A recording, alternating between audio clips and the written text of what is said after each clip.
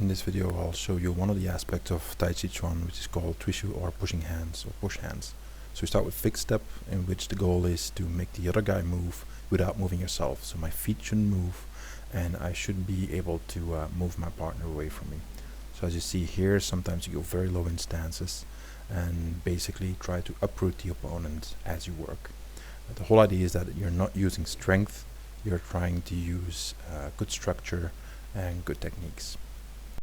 You'll notice throughout this video that I'm almost always working from a more defensive strategy, usually defending, countering, absorbing what the opponent is doing, as opposed to going on the offensive all the time. This is simply because I usually outweigh my training partner significantly, and it would be very easy for me to use the weighted advantage and basically power through every single time.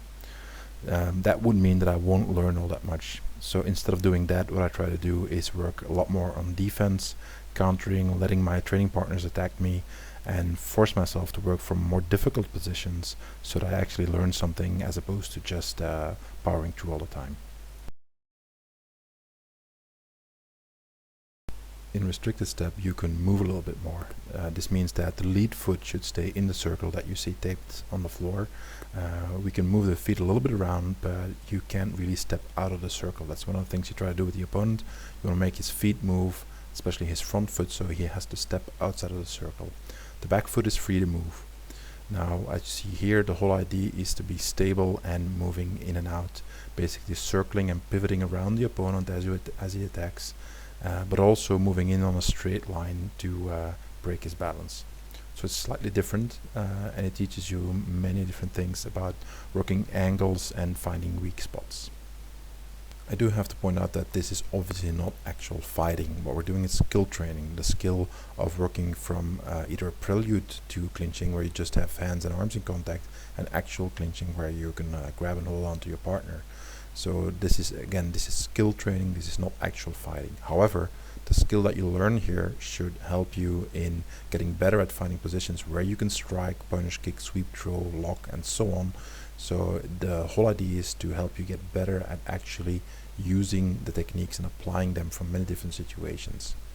The other thing you focus on here is making sure that you are stable, because if you fall on your back or on your face every single time somebody throws a technique at you, you're not going to be very effective. But on the other hand, you find many different ways of destabilizing your opponent and making sure he loses balance, so you can then use that against him with a throwing or sweeping technique or with striking. So again, don't mistake this training here with actual fighting. It is not. It is skill training.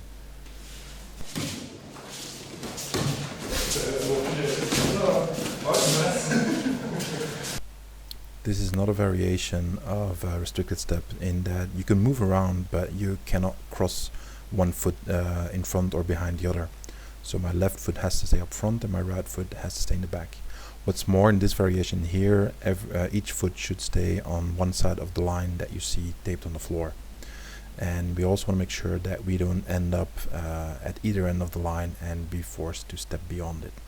So this makes it a little bit more challenging, and you basically have to work a lot on shuffling steps, so stepping and sliding as opposed to taking full steps, which makes it a compromise between being very stable but also being able to move very quickly forward and backwards.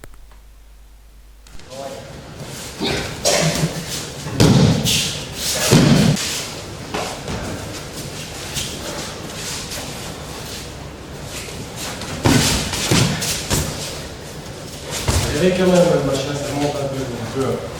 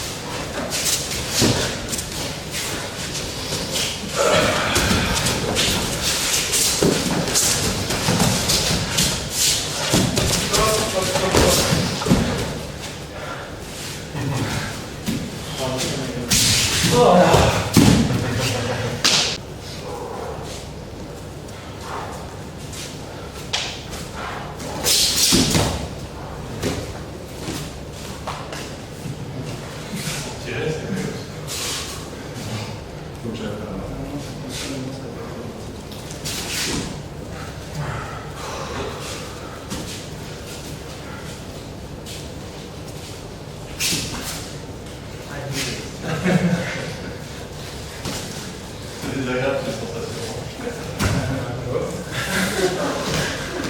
Tu sais que...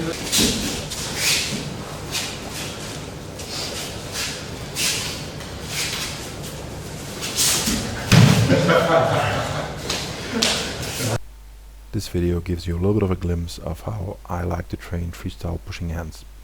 Obviously, the training incorporates many variations of this.